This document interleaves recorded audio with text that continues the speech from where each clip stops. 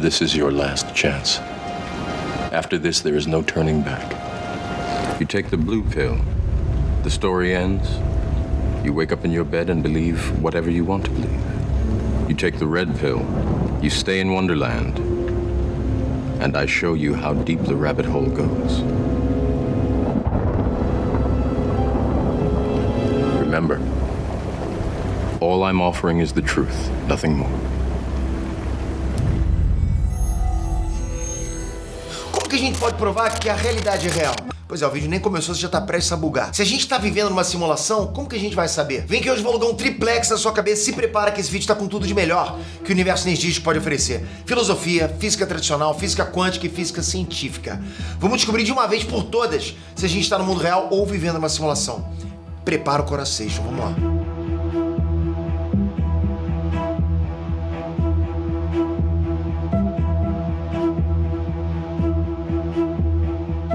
Inestrantes, Peter aqui. Galera, o que The Sims, GTA, Cyberpunk 2077, o alerta de temporal que aparece no seu celular, o treinamento de pilotos de avião, o ChatGPT e um computador quântico têm em comum? Tudo isso e muito mais partem de simulações. Daí eu te pergunto, você sabe me dizer quantas simulações podem existir no universo? A resposta mais óbvia é infinitas, concorda? Mas e realidade? Quantas realidades originais podem existir? Provavelmente só uma. Agora vamos à lógica. Se existem milhões de simulações e só uma realidade original, então a gente tem muito mais chance de estar dentro de uma simulação do que na realidade base. Você já tinha pensado nisso? Bom, calma que eu só comecei. Vamos analisar agora todas as possibilidades e as teorias mais insanas sobre a gente viver numa simulação. Depois desse vídeo, você nunca mais vai ver o mundo do mesmo jeito. Se você gosta desse quadro aí, Nerd Curiosidade, se inscreve nesse canal, ativa o sininho, dá um like e comenta aqui embaixo dicas para os próximos vídeos aqui dentro desse quadro. O que você quer que a gente fale dentro desse quadro aí, Nerd Curiosidade? E muito obrigado. A gente tá gostando demais desse feedback de vocês. Galera, parece até conversa daquele pessoal que usa capacete de alumínio, mas não é. Muita gente já pensou na possibilidade da gente viver numa simulação. Isso não é de hoje. Com certeza ficou balançado quando você assistiu lá o filme Show de Truman ou Matrix, né? Mas essa ideia é muito mais antiga do que a gente pode imaginar. This is the construct. It's our loading program. A primeira vez que alguém questionou a realidade que a gente vive foi há milênios atrás. Então eu vou começar logo na voadora. O sonho da borboleta de Zhuangzi. Ainda lá no século IV a.C., o filósofo chinês Zhuangzi, ele contou uma história interessante. Ele sonhou que era uma borboleta. Daí, quando ele acordou, ele ficou se perguntando: eu sou Zhuangzi sonhando que sou uma borboleta? Ou sou uma borboleta sonhando que sou Zhuangzi? Parece bobagem, né? Mas é com essa pergunta tão simples que a gente se depara com um problemão. Como que a gente prova que a realidade é real? Como que se prova isso? Você deve ter ido pelo argumento mais óbvio agora, né? Ah, Pedro, eu pego um objeto e eu sei que ele é real, tô sentindo esse objeto. Você foi ou não foi por esse caminho? Você pensou isso? Mas você quer saber de uma novidade? De acordo com a ciência, você nunca encostou em nada na vida. A falácia do tato na física quântica. É isso mesmo, essa é uma daquelas coisas que parecem até contra-intuitivas, né? Mas a física quântica explica isso. Quer ver só? Os átomos, eles são formados basicamente por um núcleo feito de prótons e nêutrons, rodeado por uma nuvem de elétrons. A questão é que os elétrons têm carga negativa, e quando os dois átomos se aproximam, as nuvens eletrônicas começam a interagir. Lembra da escola que a gente aprende que os opostos se atraem e os semelhantes se repelem? É exatamente assim com as cargas dos elétrons, né? Como eles são negativos, os elétrons de um átomo repelem os elétrons do outro. E assim essa nuvem de elétrons cria uma força que impede os núcleos de se aproximarem o suficiente para que exista um toque real. Por isso que a gente acha que a sensação de um toque nada mais é do que a sensação dessa repulsão entre as nuvens de elétrons. Tá, Pedro, mas por que eu sinto minha roupa encostando em mim? Por que eu sinto que eu tô segurando o celular? Pois é, mas não é porque você está sentindo que você está realmente tocando.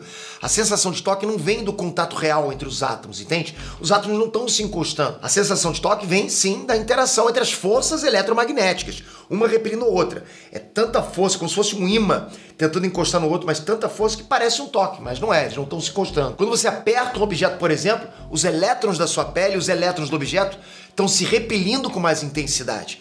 Isso gera uma força contrária que empurra sua mão para trás, criando a sensação de resistência. Quando você segura um objeto, três forças agem junto. A gravidade que puxa o objeto para baixo, a repulsão eletromagnética entre a sua mão e o objeto, que seria como se estivesse empurrando o objeto para cima, né? E ainda a força do atrito horizontal, que é um atrito estático entre a sua pele e o objeto. Então segurar alguma coisa é simplesmente um equilíbrio específico de forças.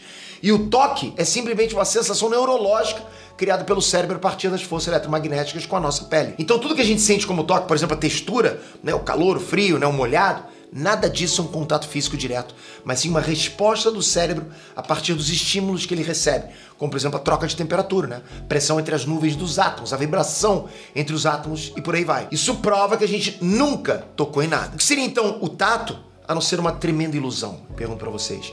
A gente não pode confiar nos nossos sentidos. Olha, você com certeza já olhou para um carro e viu uma roda girando na direção contrária. Ou uma hélice de helicóptero parecendo que tá girando muito mais devagar do que deveria ser. Você deve ter visto isso, né? Se você colocar uma mão numa água bem gelada e outra mão numa água bem quente, e depois você juntar as duas e colocar numa água em temperatura ambiente, nenhuma das duas mãos vai te dar a sensação real de temperatura ambiente. Quando você tá gripado, com o nariz entupido, você não sente o gosto de nada que você come. Pessoas que perdem alguns dos membros ainda podem sentir dor ou coceira na parte que não existe mais. Olha essa, uma vez fizeram um experimento com jujubas.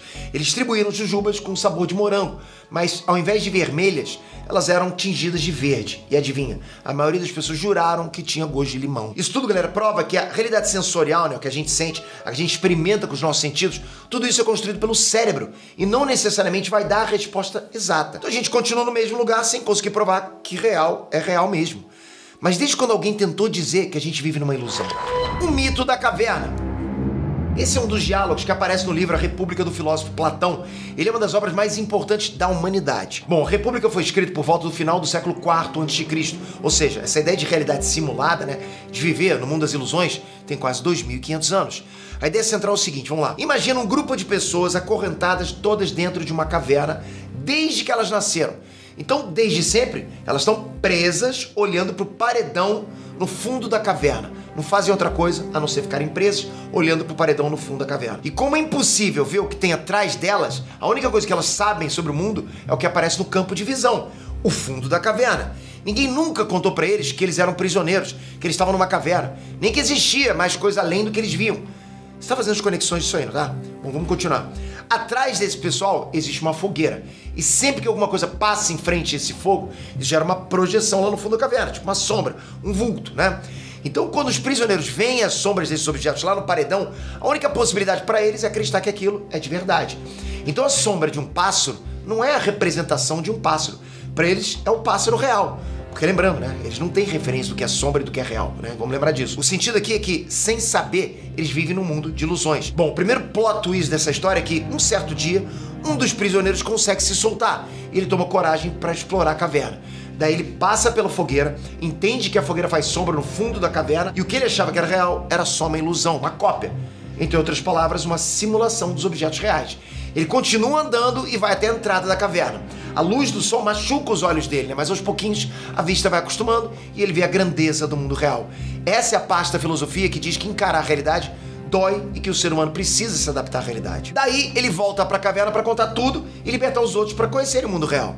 E aí vem o segundo plot twist. Os outros prisioneiros não acreditam nele. Eles ficam zombando do carinha que voltou pra caverna, como se as coisas que ele contou fossem tudo doideira, né? E se eles pudessem, até matariam o cara. Bom, nessa história o filósofo sugere que a gente pode estar vivendo dentro de uma ilusão sem perceber. E o que a gente acha que é a realidade é só uma projeção, uma cópia, uma simulação do que é verdadeiro. E aí, já ficou incomodado? Vamos lá, tem mais. A hipótese da simulação. Bom, se prepara que a partir de agora a gente vai explodir a mente. Você já ouviu falar da hipótese da simulação? A ideia de que tudo que a gente conhece, né, o universo, as pessoas, até você assistindo esse vídeo agora, tudo pode ser uma simulação de computador. Como se a gente estivesse vivendo dentro de um jogo gigantesco, estilo The Sims, né? Só que absurdamente realista. Sério, parece coisa de ficção científica, tipo Matrix, né?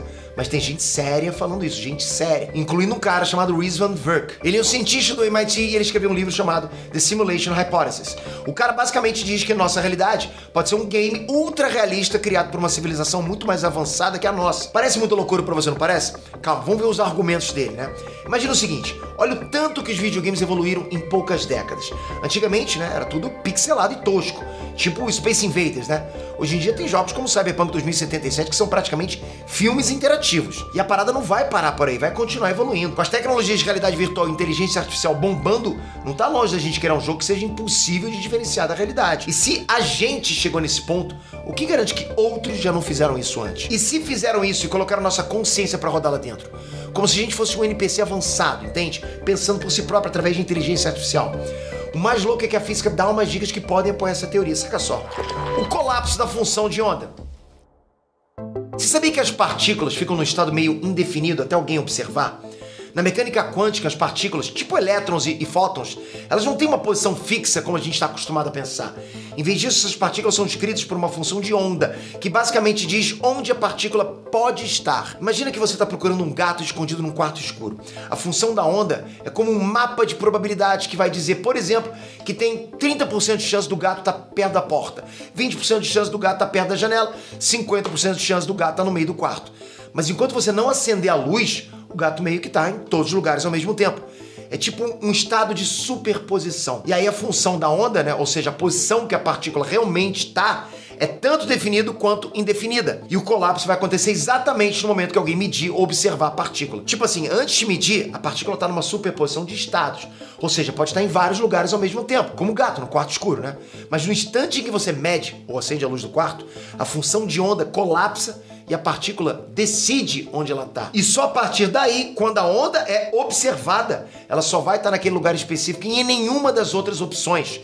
Como se o gato, de repente, estivesse só no meio do quarto. Então, o colapso da função de onda é quando toda a incerteza desaparece e a partícula escolhe um estado único. Mas ela só faz isso no momento que é observada. Enquanto ninguém olha ou ninguém mede, ela volta para o estado indefinido. Isso significa que, enquanto ninguém está olhando, a partícula não está realmente num lugar específico. Ela está meio que em todos os lugares possíveis ao mesmo tempo. Só quando você mede é que ela se fixa num lugar só. Cara, isso parece muita loucura, não parece? E é mesmo, é loucura. Isso faz alguns físicos pirarem, e eu aposto que você também.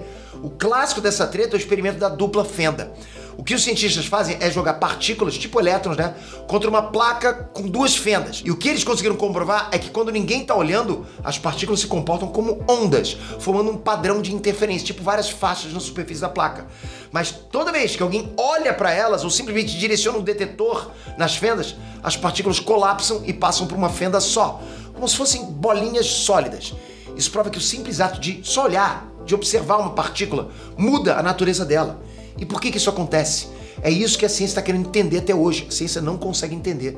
Mas mesmo sem entender o porquê, o que a gente já sabe é que o fenômeno acontece. É como se a realidade só concretizasse quando alguém olha. Igual a um jogo renderizando um cenário novo a partir do momento que você se vira para um novo lugar. Não é? Já pensou que loucura é isso? A realidade não é fixa até você olhar para a realidade. Enquanto isso não acontece, tudo tá meio que em segundo plano, esperando para ser definido. Não é louco imaginar que as partículas agem com a exata mesma mecânica dos jogos de mundo aberto? A teoria de Nick Bostrom. A teoria da simulação tem argumentos bizarros, como por exemplo os do filósofo Nick Bostrom. Ele diz que se uma civilização avançada puder criar simulações realistas da consciência, é provável que existam inúmeras simulações e que a nossa realidade possa ser uma delas. Basicamente ele diz que, primeiro, as civilizações avançadas tendem a desenvolver simulações ultra-realistas, como as que a gente já está fazendo. Segundo, pela lógica então, o número de simulações seria muito maior do que realidades originais. Logo, estatisticamente, seria mais provável que a gente esteja dentro de uma simulação do que na realidade base. A probabilidade da gente estar vivendo numa simulação pode ser analisada com base no argumento estatístico. Para o Nick Bostrom, só existem 3 possibilidades. 1. Civilizações tecnológicas são extintas antes de desenvolverem simulações conscientes. 2. Civilizações avançadas existem, mas não têm interesse em criar simulações. Ou 3. Simulações são possíveis e comuns, e sendo assim, é mais provável que a gente esteja dentro de uma. Se a gente assumir que a terceira opção é verdadeira, a chance da gente estar numa simulação depende do número de realidades simuladas em relação à realidade original. Se uma civilização criar milhões de simulações, então a chance da gente estar na realidade base seria algo como 1 em 1 milhão, ou seja, 99,9999% de chance da gente estar simulado. Se uma civilização puder criar milhões de simulações, então o número de seres simulados obrigatoriamente vai ser muito maior do que o número de seres reais. Dessa forma, qualquer ser consciente tem uma probabilidade muito maior de estar numa simulação do que na realidade original. Tá parecendo conversa de maluco? Então se liga, vamos lá. Vários pesquisadores respeitados, como o físico Neil deGrasse Tyson, estimam essa probabilidade de simulação em 50% ou mais. O próprio Elon Musk já falou que ele acredita que tem uma chance de 1 em bilhões de que a gente esteja na realidade base. Isso é pouco demais. Então, pela lógica, é improvável que a gente viva na realidade. E pra gente pirar de vez, vários cientistas compararam as leis do universo como indícios de uma simulação. Tá preparado para um chá de verdades malucas agora? A quantização da realidade. Na física quântica, as partículas subatômicas parecem existir em estados mínimos indivisíveis, né? Como se fossem pixels na renderização gráfica de um game. Por exemplo, o fato da energia existir só em valores específicos significa que ela é quantificada. Isso é equivalente à resolução mínima no universo, igual os pixels num game. O limite da velocidade da luz.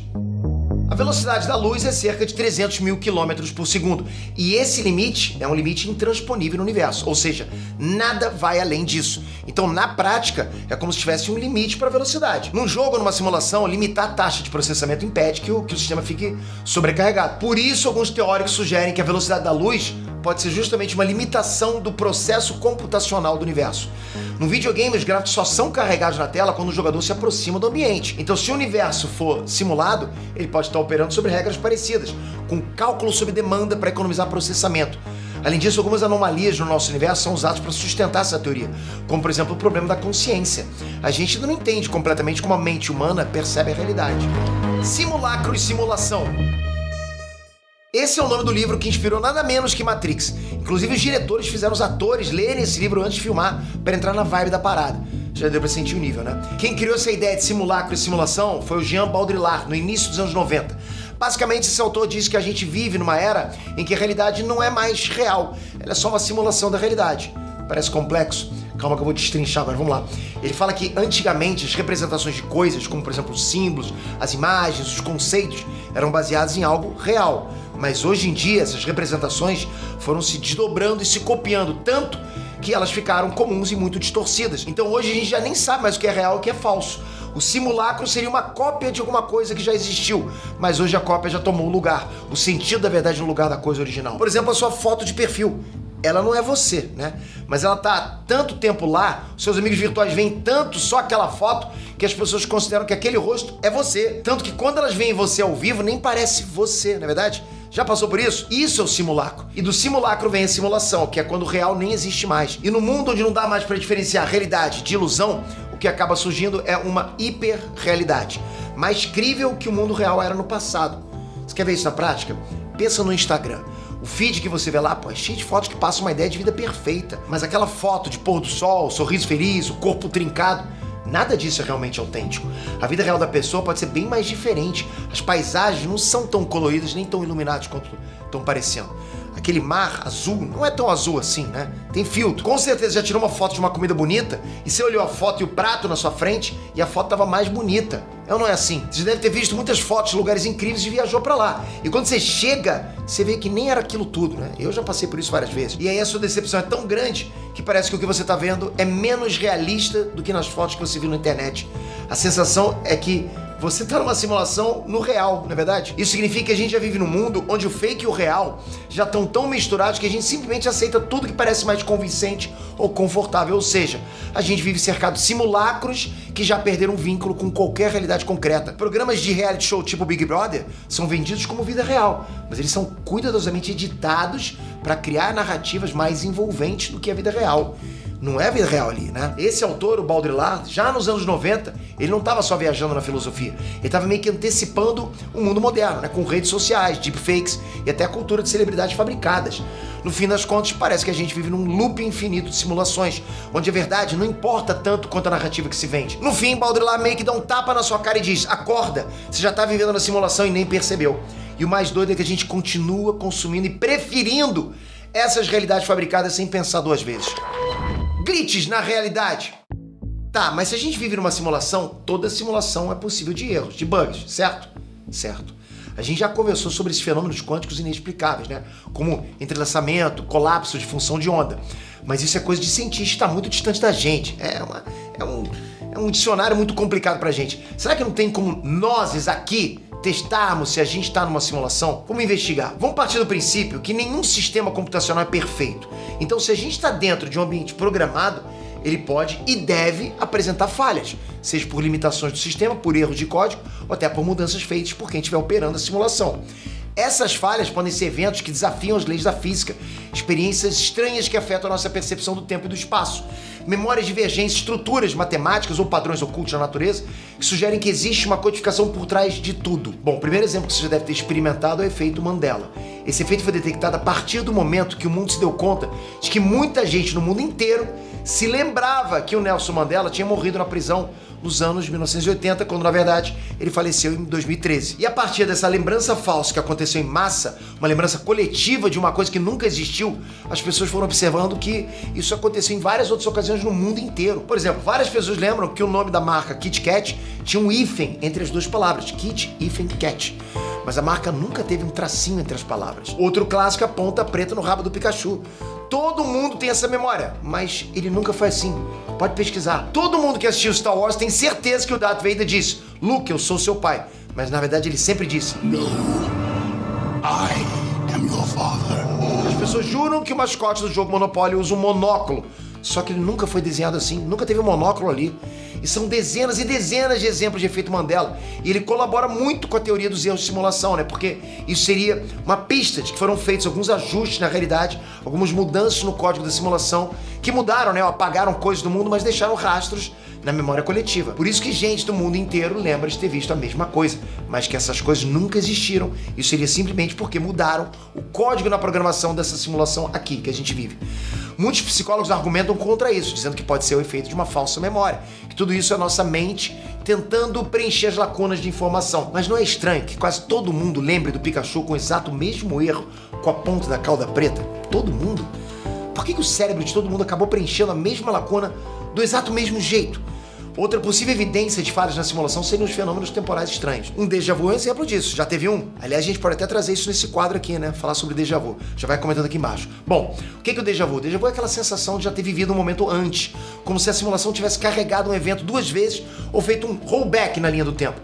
Tem gente que já sentiu outras coisas estranhas, como se o tempo tivesse pulado alguns segundos ou até minutos na frente, sem explicação. Eu já passei por isso várias vezes. Da mesma forma, tem gente que já passou pela experiência de olhar um lugar por duas vezes e um certo objeto apareceu, desaparecer e reaparecer num piscar de olhos. Essas são experiências inexplicáveis que poderiam indicar bugs na renderização da simulação. E também tem coincidências extremamente improváveis, como o caso de irmãos idênticos separados que acabaram tendo vidas quase idênticas. Tem vários registros históricos de irmãos gêmeos que foram separados no nascimento e acabam tendo carreiras, esposas e até nomes semelhantes. Um estudo feito pela Universidade de Adelaide, na Austrália, indicou que a chance de encontrar um sósia perfeito, alguém com o mesmo rosto exato, é de cerca de 1 em 135. Isso significa que, estatisticamente, cada pessoa tem cerca de 6 sósias espalhadas pelo mundo. Mas como que isso é possível se cada uma dessas 6 pessoas iguais tem uma árvore genealógica e uma genética totalmente diferente? Não parece aqueles NPCs que aparecem em lugares diferentes do jogo, que eles aproveitaram o projeto do personagem e só mudaram a roupa? Também é impressionante o fato de surgirem inúmeros padrões recorrentes na história e na natureza, como o número 137 na física, a sequência de Fibonacci e o número 23, que parece que está em todo lugar. Será que tudo isso é um bug do nosso cérebro? Ou seriam indícios de programação? A gente está muito preso nas experiências da nossa vida aqui na Terra. E se a gente expandir e for buscar uma explicação no espaço? O princípio holográfico. Bom, agora se prepara para bugar de vez. Pensa num holograma. Sabe aquelas imagens 3D que você vê nos selos de um cartão de crédito ou em figurinhas? Elas parecem ter profundidade, parecem ter volume, mas na real são só uma imagem plana com informação suficiente para enganar os nossos olhos. No universo, a treta é parecida. É tipo se a realidade 3D fosse uma projeção numa camada 2D que armazena todas as informações. A sacada veio quando os físicos estavam tentando desvendar buracos negros. Foi mais ou menos assim, né? O Stephen Hawking sacou que os buracos negros emitem radiação e acabam evaporando. Mas aí veio o problema. O que acontece com a informação que estava lá dentro? Ela simplesmente desaparece? Não pode. A informação não pode sumir. Isso quebra as leis da física quântica, porque a informação nunca pode ser destruída. Então a solução para isso seria o esquema de holograma. Outro físico chamado Leonard Susskind e também o Gerhard Hooft sugeriram que a informação do que entra no buraco negro não some, mas fica codificada na superfície do horizonte de eventos, como uma camada 2D que registra tudo de 3D que já caiu ali. Então, se isso vale para os buracos negros, será que também vale para o universo inteiro? Foi aí que nasceu a ideia de que tudo no universo pode ser descrito por uma camada bidimensional. Imagina que o universo inteiro é como uma cúpula gigante.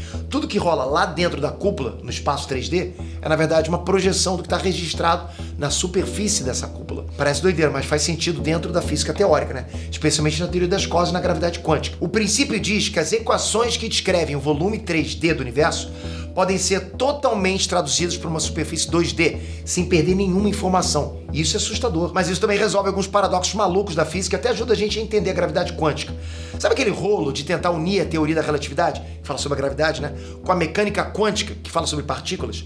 o princípio holográfico meio que serve como um atalho para conectar essas coisas. Outra aplicação disso é no conceito de Add-CFT Correspondence, que é uma ferramenta matemática que basicamente confirma que um espaço com gravidade pode ser descrito por um espaço sem gravidade numa dimensão a menos. Complicou demais, né? Em outras palavras, uma dimensão tridimensional com gravidade se traduz numa superfície bidimensional sem gravidade. E aí vem de novo a pergunta cabulosa.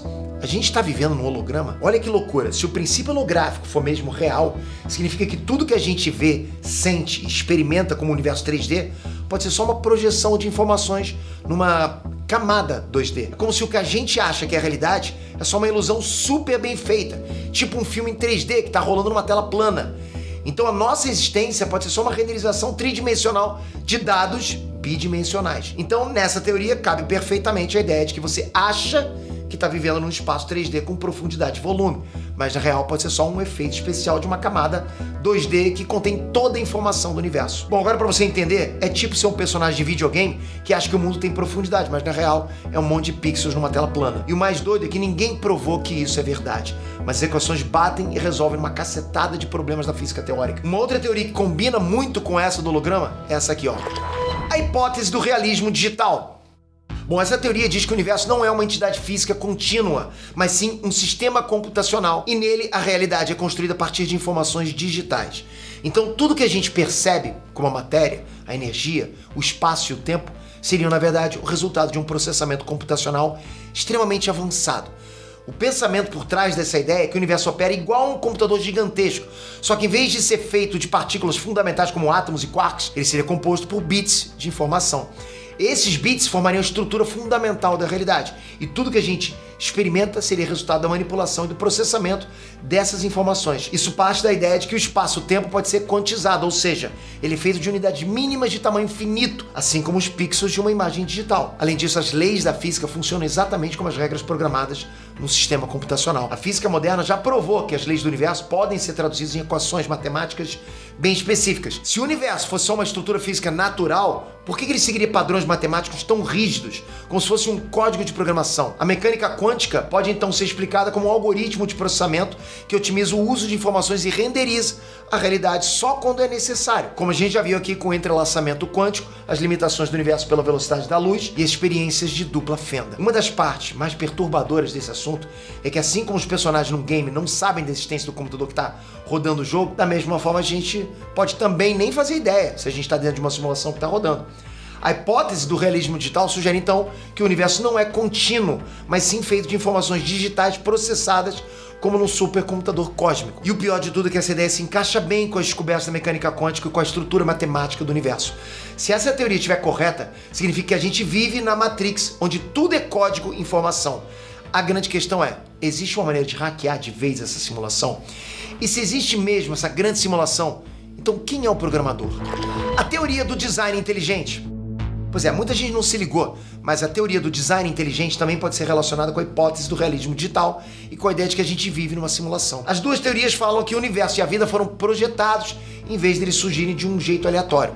A diferença é que enquanto o design inteligente costuma ser associado à intervenção, de um ser divino, a hipótese da simulação propõe que o designer pode ser uma civilização avançada. Mesmo assim, o design inteligente também parte do princípio de que tudo que existe foi planejado, criado e está em execução de acordo com um plano, um projeto, igualzinho uma programação. Da mesma forma, o designer do universo opera igual um programador, sendo um ser mais avançado que projetou tudo, desde a concepção até a execução. Desenvolveu e agora acompanha o desempenho do programa do universo. E aí, você já tinha pensado nisso? As leis da física. O físico James Gates, ele descobriu que certas equações fundamentais da física contêm códigos matemáticos idênticos aos usados em programação de computadores. E depois que você percebe isso, já era, não tem mais como, né? Nunca mais você pensa no universo da mesma forma. Para começar, ele levou em conta um negócio chamado de princípio antrópico. Ele sugere que as leis da física parecem ajustadas direitinho demais, como se tivesse uma intenção por trás. Porque pensa, existe uma quantidade infinita de variáveis que, se não tivessem completamente ajustadas, não existiria a vida e nem o universo do jeito que é. Parece estar tudo extremamente organizado, orquestrado, tudo no lugar certo, na quantidade certa. Isso vale para as células do nosso corpo, para a química dos gases da atmosfera, para a gravidade da Terra, as forças que operam o universo, tudo. Qualquer coisa que fosse minimamente diferente, já era. o projeto de vida e ordem do universo já não era para ser mais viável, não tinha como acontecer. É tudo tão organizado, tão ajustado, que fica cada vez mais difícil pensar que tudo ficou assim por acaso. Olha, se a Terra estivesse 5% mais perto do Sol, as temperaturas iriam aumentar tanto que os oceanos poderiam evaporar. Se a Terra estivesse 5% mais longe do Sol, os oceanos congelariam. Isso ia impossibilitar a vida complexa. Sem Júpiter, a Terra ia tomar impactos muito mais frequentes de grandes asteroides, como aquele que extinguiu os dinossauros. Se a pressão atmosférica da Terra fosse maior do que ia ser difícil existir água líquida na superfície. Se a gravidade diminuísse um pouquinho, a atmosfera ia se dissipar, deixando a superfície da Terra exposta à radiação do Sol. Isso seria mortal. Se a rotação da Terra fosse menor, um pouquinho menor, os dias seriam extremamente longos, aquecendo demais um lado do planeta e congelando o outro. A Terra tem a quantidade de elementos muito específicos, como carbono, hidrogênio, nitrogênio, oxigênio e fósforo, que são fundamentais para a bioquímica da vida. A composição química inicial da Terra foi simplesmente perfeita. Se faltassem alguns desses elementos, a química da vida simplesmente não seria possível e organismos complexos jamais poderiam existir. Então essa teoria levanta a hipótese de que a gente está dentro de um sistema super calculado e controlado, como uma simulação. Para os habitantes dessa simulação, o criador desse sistema poderia até ser entendido como um deus, mas ele pode ser simplesmente uma forma de vida extremamente avançada que criou essa tecnologia e a gente está rodando como parte desse programa. Bom, e depois dessa jornada inteira pela ciência e pela filosofia que provoca a gente sobre a nossa realidade, é muito difícil, pelo menos, não pensar na possibilidade da gente estar numa simulação. Mas se ainda assim você não está convencido, beleza, eu vou lançar a bola para você. Você pode me provar que nós não estamos vivendo numa simulação? Responde aqui embaixo. Obrigado por esse vídeo, deixa aqui embaixo seu comentário, escreve também umas sugestões para o nosso próximo vídeo no Enéas Curiosidade, vai ser bem bacana ler os comentários de vocês. Toca aqui agora, se inscreve no canal, é sempre bom saber que você está no canal, principalmente com a notificação ativa, porque tem muita coisa acontecendo no universo nerdístico como um todo, na cultura pop como um todo, porque nós somos nerds, a gente gosta demais disso. Obrigado, galera, tamo junto sempre, até a próxima, fui!